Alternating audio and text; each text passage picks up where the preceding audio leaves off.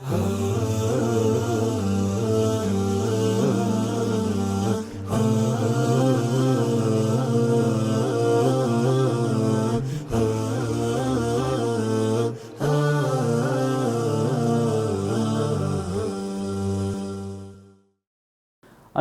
சகோதரர்களே, அல்லாஹ் தன்னுடைய அருள்மறை குர்ஆனிலே சொல்கின்றான், கதபல்லாஹு லஅக்லிபன்ன அன வருசுலி இன்னல்லாஹ கவிய்யுன் அஸீஸ்.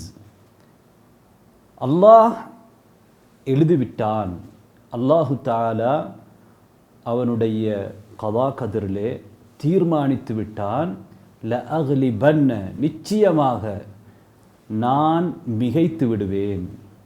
வருசுலி, என்னுடைய தூதர்களும் மிகைத்து விடுவார்கள். எனவே இறுதி வெற்றி இறை மார்க்கத்திற்குத்தான், இறை தூதர்களுக்குத்தான், அவர்களை பின்பற்றுகின்றவர்களுக்குத்தான் இருக்கிறது. வெற்றி என்று சொல்கிற பொழுது இரண்டு வகையான வெற்றி இருக்கிறது. கருத்தியல் ரீதியான வெற்றி, இது எல்லா இறை தூதர்களுக்கும் பொதுவானது. எல்லா இறை தூதர்களும் அவர்கள் கொண்டு வந்த ஏகத்துவம், அவர்கள் கொண்டு வந்த மார்க்கம் நிச்சயமாக வெற்றி பெற்றது. அதனை எவராலும் கருத்தால் வெல்ல முடியவில்லை. ஆதாரத்தின் அடிப்படையில் அதனை மிகைக்க முடியாது. இது அல்லாஹு தஆலா எழுதி வைத்த விடயம்.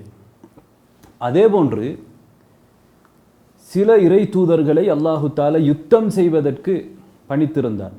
அவர்களுக்கு ஆட்சி அதிகாரத்தை கொடுத்தார். அதிலேயும் அவர்கள்தான் வெற்றி பெற்றார்கள். எங்களுக்கு தெரியும், நபிகள் நாயகம் ஸல்லல்லாஹு அலைஹி வஸல்லம் அவர்கள் மக்காவை வெற்றி கொண்டார்கள்.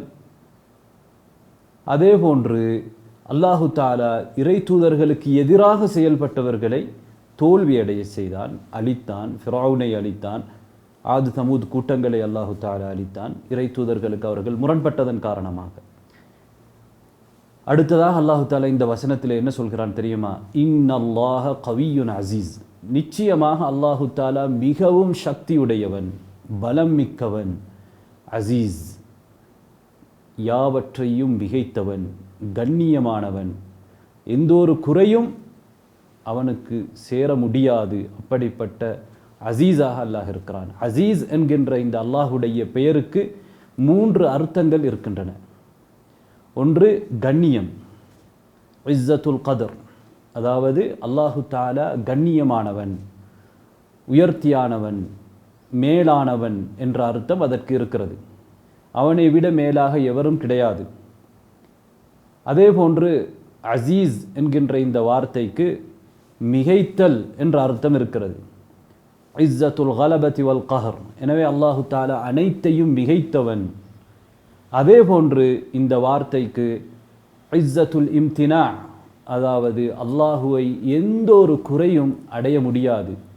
அல்லாஹு தஆலா தான் எந்த ஒரு குறையிலிருந்தும் நீங்கியவன்.